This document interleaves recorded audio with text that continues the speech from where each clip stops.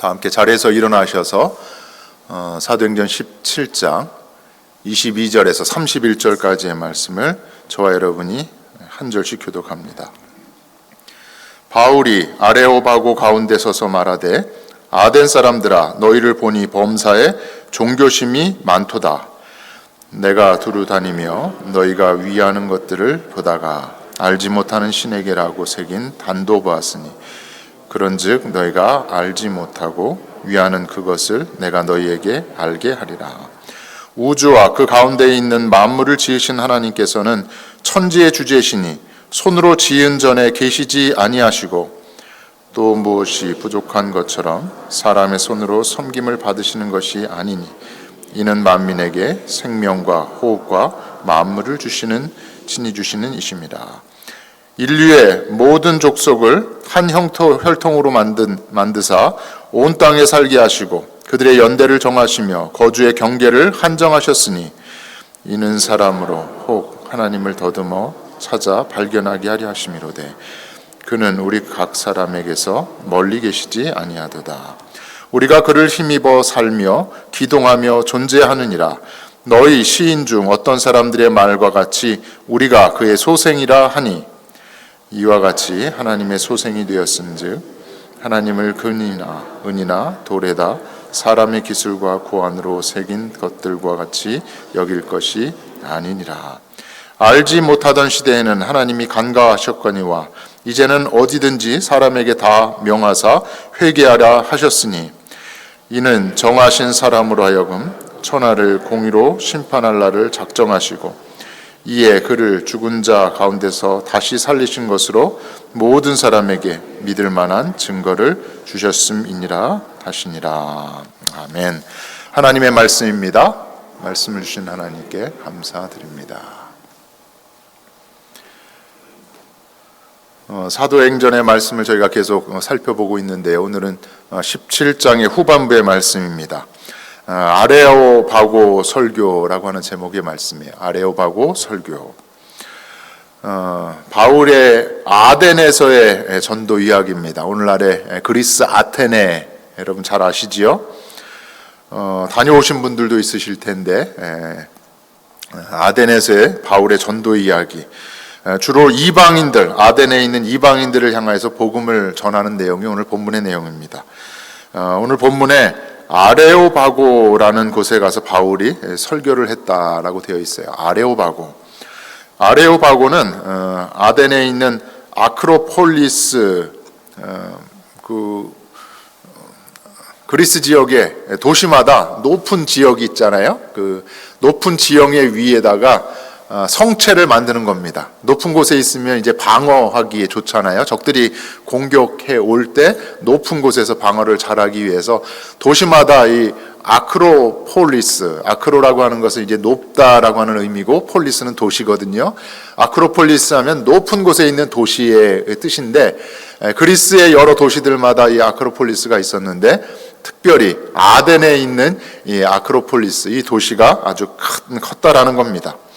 이 아크로폴리스의 서쪽에 아레오바고가 있었는데 이 아레오바고는 회의를 위해서 공회가 모이는 장소였고 혹은 또한 법적인 문제가 생겼을 때 재판을 하기 위해서 바위 위에 넓은 곳에서 모여서 이야기를 나눴던 곳이 아레오바고였던 것입니다. 오늘 바울이 아덴에 있는 이 아레오바고에서 철학자들과 함께 이 모임 장소에 가서 이야기를 나누면서 복음을 전했다라는 것입니다. 많은 사람들이 바울의 이 아레오바고에서 이 설교, 오늘 본문에 나오는 설교 말씀이죠. 22절에서 31절까지의 말씀. 바울의 여러 설교들이 많이 있지만 바울의 전도 여행 중에 가장 정점에 올려놓을 만한 최고의 설교가 바로 이 아레오바고 설교다라는 그런 이야기들을 합니다. 아덴에서의 선교 열매, 최고의 설교를 했으면 열매가 많아야 될 텐데 사실 오늘 우리가 읽지 않았지만 17장의 마지막 부분을 보면 설교에 비해서 전도, 이 선교의 열매는 매우 초라합니다. 17장 33절과 34절에 이러한 말씀이 있어요. 바울이 그들 가운데서 떠나매, 이제 아덴을 떠나는 겁니다. 떠난 다음에 이제 남은 열매들이 있는데 몇 사람이 그를 가까이하여 믿었다. 그 중에 아레오바고 관리 디오노시오라고 하는 사람과 또 다말이라고 하는 여자, 두 명의 이름이 소개되는데 그 뒤에 또 다른 몇몇의 사람들이 있었다. 빌립보의 경우에는 자색옷감 장사를 했더니 루디아라고 하는 사람이 빌립보에 이제 교회도 세우고 간수의 그 가족들과 더불어서 빌립보 교회가 세워지는 그러한 이야기들도 자세하게 나와 있고, 또 데살로니가 같은 경우 야손의 집에 유대인들이 폭군들이 쳐들어갔다 해서 야손의 집이 아마도 데살로니가 교회가 되었을 것이다. 이런 여러 가지 이야기를 나누었는데, 아덴에 최고의 설교를 한 바울의 설교 이후의 열매들을 보니까 디오누시오라고 하는 사람, 그리고 다말이라고 하는 여자, 그리고 두세 명이 더 있었는지 몇몇 안 되는 예수 믿는 자들이 나왔다라는 것입니다. 더 나아가서는 아덴에 교회가 세워졌다라고 하는 이야기도 없어요. 사도 바울의 전도 여행을 보면 2차 전도 여행을 마치고 또 3차 전도 여행을 하잖아요. 1차, 2차, 3차 전도 여행을 보면 내가 전에 다녀왔던 곳에 교회가 든든히 잘 서가고 있는지 한번 둘러보기를 원했다 해서 복음 전한 그 길을, 그 도시를, 그 지역을 다시 방문을 하는데, 3차 전도 여행 때를 보면 아가야 지방에 왔음에도 불구하고 고린도 교회는 들렀는데 아덴을 거치지 않은 그런 모습을 볼 수 있습니다. 교회가 세워졌다는 말도 없다라는 것입니다. 오늘 본문에 나오는 바울의 아덴에서의 전도, 그리고 아레오바고에서의 이 설교를 통해서 바울을 왜 이러한 곳에 이렇게 말씀을 전할 수 있도록 하나님께서 이끄셨는가, 그 하나님의 뜻이 무엇인지를 함께 말씀을 살펴봄으로써 은혜를 나누고자 합니다. 그리스에 해당되는 이 아가야 지방, 위쪽은 마케도니아지요, 아래쪽에 아가야 지방에는 큰 두 개의 도시가 있었습니다. 하나는 고린도고 다른 하나는 아테네라고 하는 곳입니다. 고린도는 아가야 지방에서 가장 큰 국제적인 도시였습니다. 아가야 지방의 수도였고 로마 총독의 거주지가 고린도였습니다. 반면에 아덴은 로마 제국의 그 지배하에 있으면서 당시 문화, 학문의 중심지가 바로 아테네였습니다. 유명한 철학자들, 여러분도 이미 많이 들으셨던 소크라테스와 플라톤과 아리스토텔레스, 다 아덴에서 활동했던 철학자들입니다. 건축과 문학과 예술 등 모든 헬라 문화의 중심 도시가 바로 이 아덴이라고 하는 곳입니다. 바울이 태어난 곳은 길리기아 다소인데 역시 헬라 문화권이었죠. 다소에서 태어난 바울은 아덴에 관하여서 많은 것을 이미 배웠고 많이 들었을 것입니다. 그래서 여러분도 미국에 살면서 우리가 뉴욕은 꼭 가봐야 돼, 시카고와 LA도 한 번쯤은 다녀와 봐야지, 이런 이야기를 하잖아요. 당시 헬라 문화권에 살고 있던 많은 사람들 어디를 가고 싶었어요? 아덴을 가고 싶었던 겁니다. 바울에게도 그런 마음이 어려서부터 있었을 것입니다. 데살로니가와 베레아에서 유대인들의 위협을 피하여서 갑작스럽게 뜻하지 않게 아덴에 온 바울은 함께 동역했던 실라와 디모데를 기다리는데 도착하기 전에 먼저 아덴을 둘러보게 되었습니다. 16절을 보면 아덴을 먼저 혼자서 둘러본 바울이 격분했다라고 하는 말씀이 있어요. 16절에 나오는 말씀이에요. 어려서부터 헬라 문화권에서 자랐고 또 바울은 최고의 학문을 습득한 사람이었습니다. 다시 말하면 공부를 많이 한 사람으로서, 학문을 습득한 사람으로서 아덴에 가서 그 학문도 보고 싶었고 그 건축물도 보고 싶었고 그 문화도 한번 누리고 싶었을 것입니다. 다시 말하면 아덴이라고 하는 곳은 바울에게 있어서는 마음을 설레게 하는 그러한 도시였을 것이라는 겁니다.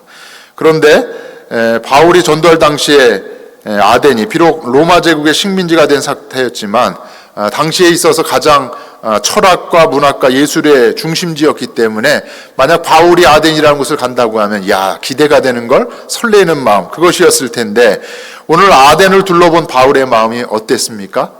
감동과 환희가 아니라 수많은 우상이 아덴에 가득한 것을 보고 격분했다, 화가 치밀어 올랐다라는 겁니다.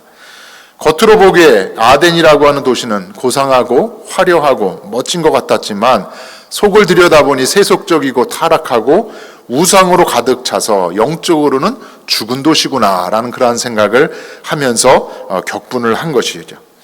이것이 아덴이라고 하는 도시의 특징 중에 하나입니다. 또 한 가지 아덴의 특징은 아덴에 사는 사람들이 이 변론하기를 좋아했다라는 겁니다. 특별히 무엇인가 새로운 가르침이라고 하면 많은 사람들이 몰려드는 거예요. 야, 새 것이 왔대. 새로운 이론이 나타났대. 라고 하면 아덴 사람들이 모여들어서 함께 쟁론했다라는 겁니다. 당대 아덴이라고 하는 도시 최고의 학문과 문화를 발전시켰고 그것을 누리면서 살았던 사람임에도 불구하고 아덴 사람들은 계속해서 새로운 것에 관심을 가졌다라는 겁니다. 그래서 오늘 본문의 말씀 18절을 보면 에피쿠로스 철학자들, 스토아 철학자들이 바울과 논쟁을 하면서 바울의 말에 귀를 기울인 것입니다. 18절에 이러한 말씀이 있어요. 이러한 철학자들도 바울과 쟁론을 할세 어떤 사람은 이르되 이 말쟁이가 낯선 사람이 왔는데 바울을 향해서 뭐래요? 궤변을 늘어놓는 말쟁이가 왔구나 라고 하면서 그러면서도 지적인 호기심 때문에 바울의 이야기에 귀를 기울인 겁니다. 이 말쟁이 바울이 무슨 말을 하고자 하는지 들어보자. 근데 어떤 사람은 이방 신들을 전하는 사람인가 보다 하면서 바울이 전하는 내용이 뭐예요? 예수와 부활인데 우리 한번 들어보자 라고 하면서 바울과 쟁론을 하는 겁니다. 아덴 사람들이 바울이라는 사람이 무엇인가 새로운 신을 우리에게 소개하고 있는 것 같구나, 새로운 것을 우리에게 말하는 것 같구나 라고 하면서 모여든 겁니다. 예수와 부활하면 저희들은 예수님, 그리고 예수님은 다시 부활하셨지 이렇게 받아들이지만 그 당시에 아테네에 있는 그 아덴의 사람들에게는 낯선 용어였던 겁니다. 예수와 부활, 처음 들은 말이었어요. 이 예수라고 하는 말은 헬라어로 예수스, 그리고 부활이라고 하는 말은 헬라어로 아나스타시스라고 하는 말이에요. 제우스, 헤르메스 다 숫자로 끝나잖아요. 예수스, 아나스타시스. 더군다나 이 예수스라고 하는 이 예수라고 하는 말은 남성 명사였어요. 그리고 부활이라고 하는 아나스타시스는 여성 명사였습니다. 남성과 여성 명사 딱 짝이 맞네라고 하면서 아덴 사람들은 바울이 전하는 예수와 부활을 하나의 새로운 신으로 받아들인 겁니다. 예수님을 전하고 예수님이 부활하셨다는 이 복음을 전하는 그 내용이 아덴 사람들에게는 낯선 새로운 신을 전하는 것으로 그렇게 받아들였다라는 겁니다. 그러니까 더 바울의 이야기를 듣고 싶어서 이 아덴 사람들이 바울을 데리고 아레오바고에 가서 계속 이야기를 나누게 된 것입니다. 이러한 아덴 사람들의 모습을 사도행전 17장에서 이렇게 소개를 합니다. 21절에 있는 말씀인데요. 우리 함께 읽겠습니다. 아덴 사람들은 가장 새로운 것을 말하고 듣는 것 이외에는 달리 시간을 쓰지 않음이더라. 아덴 사람들의 속성이 어떤지를 알려주는 거예요. 새로운 것 하면 그것에 대해서 말하고 또 들으려고 하는 그런 속성들이 있었다라는 겁니다. 모든 면에 있어서 가장 앞서가는 사람들이었음에도 불구하고 늘 새로운 것에 관심을 가졌고 새로운 것에 에너지를 이만큼 쏟았다라는 것입니다. 어떻게 보면 2000년 전에 이 아가야 지방의 아덴이라는 도시만 그런 것이 아니라 21세기를 살아가는 오늘날 우리들에게도 대도시에 많은 사람들, 또 새로운 IT 기업들, 또 젊은 사람들, 이 시대도 마찬가지가 아닌가라는 생각을 해봅니다. 요즘 미국이나 한국의 대학을 보면 전공 분야가 매우 다양해요. 제가 한국에 가면 이제 조카들 만나서 함께 교제를 나누고 이야기를 나누는데 조카들이 공부한 그 분야, 이제 대학을 졸업하고 직장 생활을 하고 있는데 공부하는 분야 또 일하는 그 분야를 이야기 나누다 보면 대화가 길어지지 못합니다. 왜 그럴까요? 도대체 무슨 얘기를 하는지를 제가 알아들을 수가 없는 거예요. 저도 화학을 공부한 사람이었는데 이공계통의 그 발전하는 그 빠른 발전의 시대에 저도 적응을 못하는 겁니다.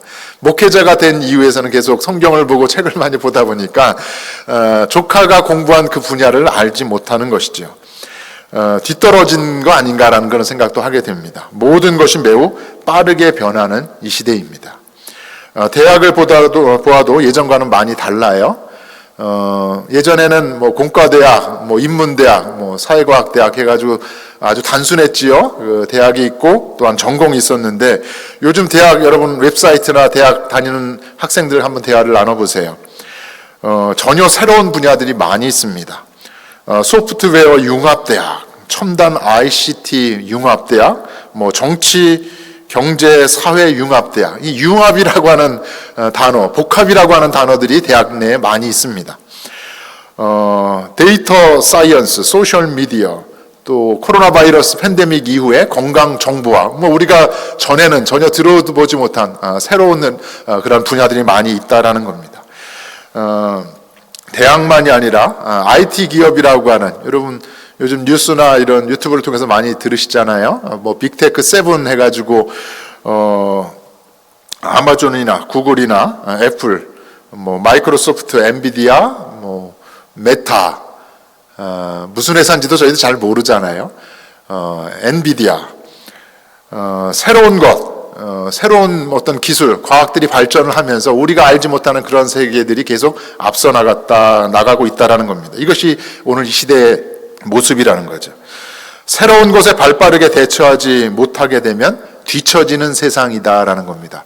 저희들이 최근 몇 년 사이에 깜짝 놀란 뉴스 중에 하나가 대한민국의 삼성전자라고 하는 글로벌 기업, 반도체에 있어서 신화와 같은 기적을 이룬 기업인데 삼성전자가 어디에 뒤처졌대요? 하이닉스라고 하는, SK 하이닉스라고 하는 회사에 매출이 뒤처졌다. 이 소식도 듣고서 다들 깜짝 놀랐잖아요. 왜 그럴까? AR이라고 하는 새로운 분야에 삼성전자가 대응을 제대로 하지 못했다. 새로운 변화에 적응을 못해서 하이닉스에게 선두 자리를 내어주게 되는 그러한 시대를 우리는 몇 년 사이에 듣고 경험하고 있는 겁니다. 대부분의 사람들 새로운 것에 큰 관심을 갖지요. 그래서 유행에 발빠르게 우리는 적응하려고 합니다. 셀폰의 경우도 저는 이게 AT&T에서 옛날 셀폰인데 그냥 쓰세요 하고서 공짜로 보내준 셀폰을 쓰고 있는데 대부분의 젊은 사람들 보면은 새로운 셀폰이 나오면 새 것으로 계속 갈아타요. 그래서 새로운 기능을 접하면서 또 여러 가지 즐기는 그런 모습을 볼 수 있습니다. 오늘날 세계 대도시들과 유명 대학의 모습, 또 기업들의 모습, 그리고 젊은이들의 모습이 오늘 본문에 나오는 아덴 사람들의 모습과 비슷하지 않나라는 그런 생각을 하게 됩니다. 그러면 오늘 바울이 찾아갔던 이 아덴 지역의 많은 사람들, 왜 이렇게 새로운 가르침들을 쫓아 살았는가? 새로운 것에 대한 지적 호기심을 가지면서 왜 새로운 것에 그렇게 에너지를 쏟았는가? 그 이유는 그 마음이 비었기 때문이다. 새로운 것을 경험하고 새로운 것을 누리며 살지만 만족이 없다라는 겁니다. 어느 정도 그 새로운 것에 적응을 하다 보면 또 다른 새로운 것을 추구하는 만족함이 없는 삶을 사는 아덴 사람의 모습, 오늘날의 우리들의 모습인 것이지요. 당대 최고의 철학과 학문, 문화와 예술을 향유하며 살았지만 여전히 채워지지 않는 빈 무엇인가가 있었다라는 겁니다. 그래서 아덴 사람들이 도시 곳곳에 우상들을 세워서 그 우상신들을 섬겼다라는 것입니다. 당시 아덴에는 3만 개 이상의 우상, 그 수많은 우상이 아덴이라고 하는 도시에 있었다라는 겁니다. 아이러니하게도 당시 아덴은 계몽된 철학과 문학과 그 문화들이 있었지만 더불어서 미신적인 우상 숭배가 뒤섞여 있는 곳이 바로 아덴이라고 하는 도시였던 겁니다. 바울이 이러한 아덴에 도착한 후에 이 아덴을 둘러보면서 이 아덴의 모습을 보고 격분을 한 것입니다. 그리고 더 나아가서 이 아덴 사람들에게 과연 무엇이 필요한가? 하나님이 왜 나를 베레아와 그 데살로니카에 쫓겨서 이 아덴에 오게 하셨는가? 아덴 사람들에게 있는 그 공허함, 그 빈 것을 채워야 하는 것, 그것이 바울의 사명이라는 것을 알았던 것이지요. 그래서 바울은 아레오바구에 함께 모인 사람들의 그 빈 마음, 공허함을 채워주기 위해서 오늘 본문의 설교를 들려주고 있는 것입니다. 아레오바고 설교는 이방인들을 향한 설교였습니다. 바울의 여러 설교들이 사도행전에 보면 있는데 이방인들을 향한 설교 중에 하나가 사도행전 14장 15절 이하의 설교입니다. 소아시아 지역에 있는 루스드라에서 한 바울의 설교예요. 바울이 나면서 걷지 못하게 된 사람을 고쳤습니다. 이 일로 루스드라 지역의 사람들이 바나바를 향하여서는 제우스라 하고 제우스 신이라고 하고 바울을 향하여서는 헤르메스 신이다. 신들이 우리 가운데 이 세상에 내려왔으니 이 바울과 바나바를 향해서 제사를 드리자라고 한 것입니다. 이 모습을 본 바울이 루스드라 사람들을 향해서 이렇게 이야기를 했지요. 사도행전 14장 15절의 말씀입니다. 우리 함께 읽겠습니다. 헛된 일을 버리고 천지와 바다와 그 가운데 만물을 지으시고 살아계신 하나님께로 돌아오라. 내가 제우스가 아니고 내가 헤르메스가 아니다. 제우스와 헤르메스 이러한 우상을 섬기는 일은 헛된 일이니 그것을 다 버리고 우리에게 만족을 주시고 행복을 주시고 우리에게 삶의 의미를 깨닫게 해주시는 분, 그 하나님 한 분이 계시니 그분께로 돌아와라. 세상의 우상들은 다 헛된 것이고 우리에게 만족과 행복을 주지 못한다. 오직 우리는 하나님께로만 돌아와야 된다라고 루스드라 사람들에게 이야기를 한 것입니다. 오늘 루스드라에서의 바울의 설교와 아덴에서 철학자들과 함께 이야기를 하면서 한 이 아레오바고 설교가 같은 내용인 것입니다. 세상의 헛된 것을 추구하고 좇는 것이 아니라 삶의 의미를 발견하기 위해서는, 삶의 만족과 행복을 얻기 위해서는 진정한 만족을 주시고 진정한 행복을 주시는 그 하나님께로 돌아와야 한다라는 설교를 한 것이지요. 매우 지적이고 세련된 바울의 설교입니다. 오늘날 세상 사람들에게 어떻게 우리가 복음을 효과적으로 잘 전할 수 있을까? 오늘 이 바울의 아레오바고 설교를 보면 우리가 어떻게 복음을 전해야 되는지 잘 알 수 있습니다. 먼저 바울은 아덴 사람들과의 접촉점을 찾으려고 노력을 했어요. 22절에 있는 말씀, 아덴 사람들아 너희를 보니 범사에 무엇이 많다? 종교심이 많다. 종교심이 많다고 하면서 아덴 사람들을 먼저 칭찬을 했습니다. 여러분 칭찬받으면 어때요? 기분이 좋잖아요. 그리고 마음이 열려요. 그리고 칭찬하는 그 사람들을 한 번 더 보게 되잖아요. 바울이 아덴 사람들을 칭찬을 했습니다. 3만 개가 넘는 우상이 가득한 도시였어요. 미신적인 도시였지요. 이것으로 격분을 했지만 바울은 이 아덴 사람들에게 복음을 전하기 위해서 그들의 종교 행위, 이 미신적인 종교 행위를 종교심이 많다라는 말로 좋게 해석을 하면서 긍정적인 면을 이야기하면서 칭찬을 한 것입니다. 당연히 아덴 사람들은 바울의 말에 귀를 기울이게 되었던 것이지요. 이어서 바울은 자신의 경험을 이야기를 해요.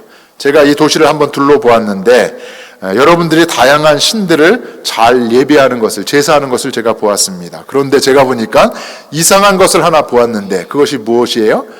당신들의 제단을 보니 마지막 하나에 누구에게? 알지 못하는 신에게 제사를 드린다라는 그 비문을 보았다라는 겁니다. 알지 못하는 신에게도 이 아덴 사람들이 제사를 지냈다라는 것이죠. 바울이 복음을 전하기 시작하면서 이 알지 못하는 신, 그것을 접촉점으로 삼은 것입니다. 효과적으로 복음을 전하기 위해서 이 아덴 사람들의 마음에 품고 있는 알지 못하는 신이 바로 누구다? 너희가 알아야 하는 하나님이다 라고 하면서 대화를 이어가기 시작한 것이죠. 복음을 전하기 위해서 먼저 마음을 오픈하고 상대방의 이야기를 들어주는 것 중요하지요. 그리고 상대방을 살펴보면서 그 사람의 이야기를 하나하나 받아주면서 인정해주는 것, 그것이 중요하다라는 겁니다. 그래야만 그 상대방이 마음을 오픈하고 이야기를 듣지요.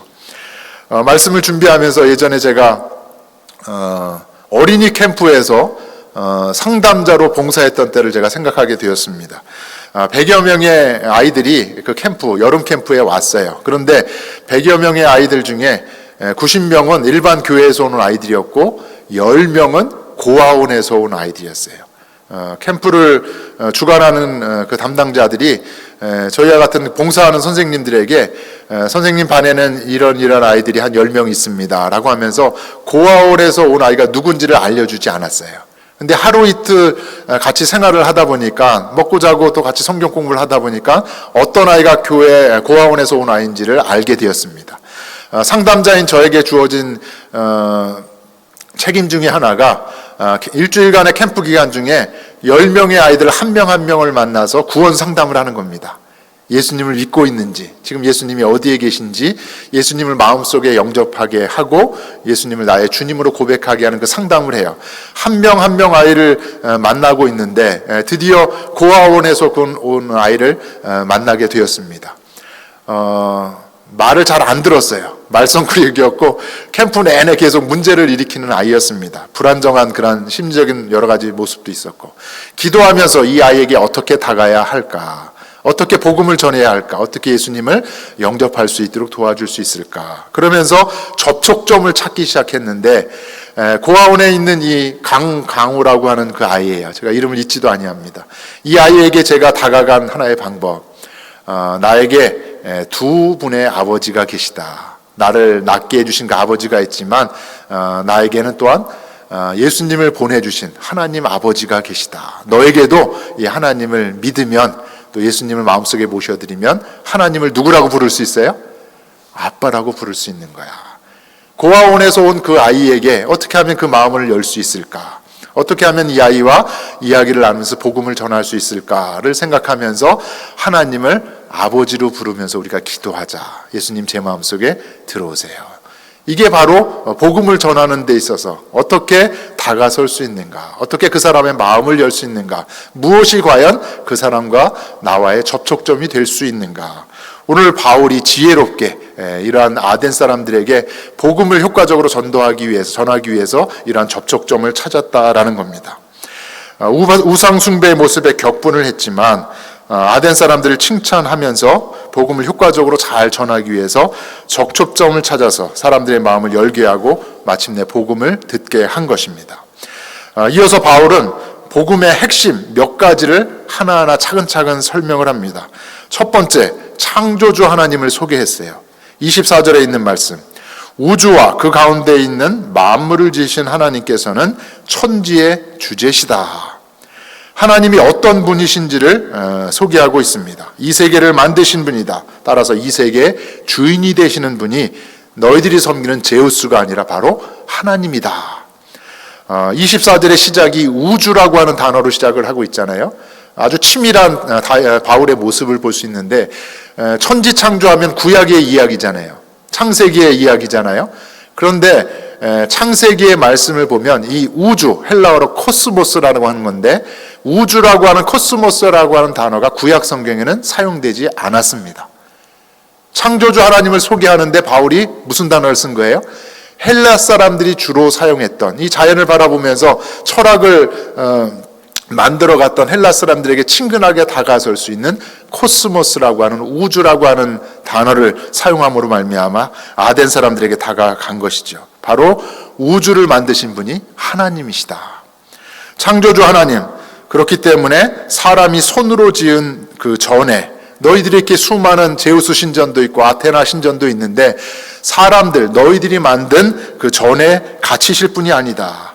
손으로 제물을 드려 섬김을 받으시는 분도 아니다라고 하면서, 오히려 그 하나님은, 창조주 하나님은 우리에게 생명을 주신 분이다. 우리에게 호흡을 주신 분이다. 이 만물을 선물로 주신 분이다라고 하나님을 소개하는 것입니다. 아덴의 사람들이 최고의 신으로 섬겼던 제우스가 아니라 여호와 하나님이 우리의 생명이 근원이 되시는 분이다라는 것이죠. 이어서 두 번째로 이 바울은 하나님을 멀리 계신 분이 아니다. 창조주 하나님이라고 해서 저 멀리 계신 분이 아니라 바로 우리 가까이 계신 분이다. 27절에 있는 말씀이에요. 이는 사람으로 혹 하나님을 더듬어 찾아 발견하게 하려 하심이로되 그는 우리 각 사람에게서 멀리 계시지 아니하시다.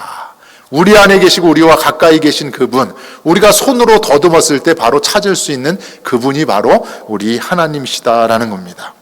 그래서 손을 더듬어 찾기만 하면 하나님을 만날 수 있으니 너희가 알지 못하는 신에게 그렇게 제사를 드리는데 그 알지 못했던 그 하나님을 알기 바란다라고 창조주 하나님을 전하고 있는 것입니다. 또한 바울은 아덴의 헬레 사람들에게 헬라 시인들의 그 시를 인용하여서 하나님을 소개했습니다. 그것이 28절의 말씀이에요. 우리가 그를 힘입어서 살며 기동하며 존재하느니라. 헬라 시인이 쓴 시구를 인용을 한 거예요. 너희 시인 중 어떤 사람들의 말과 같이 우리가 그의 소생이라. 두 가지의 헬라 식구를 지금 인용을 하고 있는 건데, 당시의 헬라 시인들은 제우스를 찬양하는 말로 이 시를 쓴 거예요. 근데 그 시를 하나님에게 적용을 한 것이죠. 하나님으로 말미암아 하나님의 능력을 힘입어서 우리가 살고 움직이며 이렇게 존재하는 것이다. 제우스가 아니라 하나님이 만드신 자녀이기 때문에, 하나님의 소생이기 때문에 우리는 사람이 새겨 만든 것, 어떠한 우상과도 비교해서는 안 된다라고 하면서 하나님을 소개하고 있는 것입니다. 헬라 시를 인용하면서까지 당시 헬라의 철학자들이 그 시를 다 알고 있었는데, 그것이 바로 하나님을 향한 시다라고 이야기를 하는 바울의 치밀함을 볼 수 있는 것입니다. 마지막으로 세 번째, 네 번째, 바울이 아덴 사람들에게 소개한 것은 예수님을 통한 이 세계의 심판이 있을 것이다. 그리고 그 예수님은 우리의 죄값을 대신 치르기 위해서 십자가에 못 박혀 죽으셨는데 3일 만에 다시 살아나셨다. 심판과 부활을 이야기하는 것입니다. 부활하신 그 예수님을 믿을 때 우리는 심판을 면하여 구원받을 수 있다라는 것이지요. 그것이 31절에 있는 말씀이에요. 이는 정하신 사람으로 예수님이지요. 예수님으로 하여금 천하를 공의로 심판할 날을 작정하시고 이에 그를 죽은 자 가운데서 다시 살리신 것으로 모든 사람에게 믿을 만한 증거를 우리에게 주셨다라는 겁니다. 그러면서 심판의 때가 가까웠으니 회개하여 하나님께로 돌아와야 한다. 예수님의 부활을 믿는 자들 심판으로부터 구원을 받게 된다라고 하면서 복음을 전한 것입니다.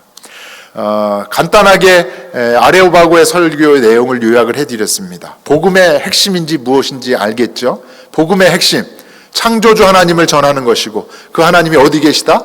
멀리 계신 것이 아니라 바로 우리 안에 계시다. 우리 가까이에 계신 분이다. 손으로 더듬어 만질 만한 분. 너희들도 그 하나님을 만날 수 있다. 그리고 예수님을 통하여서 이 세계를 심판하실 것인데, 심판과 구원을 위해서 예수님을 이 땅에 보내주신 그 하나님, 마침내 예수님을 죽음으로부터 부활시키신 그 십자가와 부활, 그것이 바로 복음의 핵심이라는 것을 오늘 바울이 아레오바고 설교를 통해서 들려주고 있는 것입니다. 생각해보면 아레오바고의 바울의 복음의 메시지의 핵심, 말씀을 생각해보면 우리가 다 알고 있는 두 가지 핵심의 말씀입니다. 하나는 뭘까요? 창세기 1장 1절의 말씀이지요. 우리 힘있게 읽겠습니다. 태초에 하나님이 천지를 창조하시니라. 이 믿음이 저와 여러분 가운데 있는 줄로 믿습니다. 온 세계 만물을 보아서 우리가 누구를 알 수 있어요? 하나님을 알 수 있어요. 거시적인 우주를 바라보아도, 하늘의 별을 바라보아도, 바다의 깊은 곳의 모든 것을 바라보아도, 더 나아가서는 우리 인체의 신비를 보아도, 야, 누가 이렇게 만드셨을까? 창조주 하나님을 인정할 수밖에 없는 믿음, 그 말씀의 근거가 바로 무엇이에요? 창세기 1장 1절의 말씀인 겁니다. 또 하나의 말씀, 요한복음 3장 16절이지요. 같이 읽겠습니다. 하나님이 세상을 이처럼 사랑하사 독생자를 주셨으니 이는 그를 믿는 자마다 멸망하지 않고 영생을 얻게 하려 하심이라. 우리를 만드신 하나님, 우리를 지으신 하나님, 우리의 주인이 되신 그 창조주 되신 하나님이 사랑하는 아들 독생자를 이 세상 가운데 보내주셨다라는 겁니다. 우리를 그만큼 사랑하시고 우리를 심판이 아니라 구원하기 위해서 예수님을 보내주셨다. 그 독생자 예수를 믿는 자마다 멸망하지 않고 영생을 얻게 하려 하심이라. 아레오바고 설교의 복음의 메시지의 핵심은 바로 이것입니다. 아레오바고 설교, 아덴의 이방인들에게 세상에 헛된 것을 줬는 것이 아니라, 너희가 만족을 위해서 계속 새로운 것을 찾고 있지만 세상에 어떠한 것도 너희들에게는 만족을 줄 수 없다. 삶의 의미와 만족과 행복을 주는 그분이 계신데, 너희가 알지 못하는 신에게 드렸던 그 제사, 그분이 바로 하나님이시다. 하나님을 가까이 만나고 하나님을 찾을 때, 하나님을 만날 때 삶의 의미를 찾게 되고 진정한 삶의 만족과 진정한 행복을 얻을 수 있게 될 것이다. 진리의 복음을 믿으라는 아레오바고의 바울의 설교였던 것입니다. 빅터 프랭클 박사가 이런 말을 했어요. 여러분, 더운 여름에 갈증을 느끼시잖아요. 갈증을 느낀다는 것, 세상에 무엇이 있다라는 것이에요. 물이 있다라는 것을 증거한다라는 겁니다. 마찬가지입니다. 삶이 공허해, 무엇인가 빈 것이 있습니다. 허무합니다. 삶의 무의미를 느낀다고 하면 어딘가에 삶의 의미를 주시는 분이 있다라는 겁니다. 어딘가에 삶의 만족을 주고 진정한 삶의 행복을 주는 무엇인가가 있다라는 것입니다.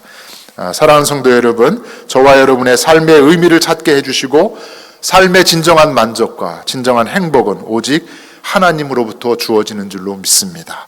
바라기는 저와 여러분이 아덴 사람들과 같이 세상의 헛된 것, 빈 것을 채우려고 세상의 것을 좇는 것이 아니라, 그 어리석음이 아니라 바울과 같이 창조주 하나님만을 온전히 섬기고 우리의 구주이신 예수님을 믿음으로 삶의 의미를 찾고 진정한 만족과 행복을 얻을 수 있는 저와 여러분이 되어지기를 주의 이름으로 간절히 축원합니다.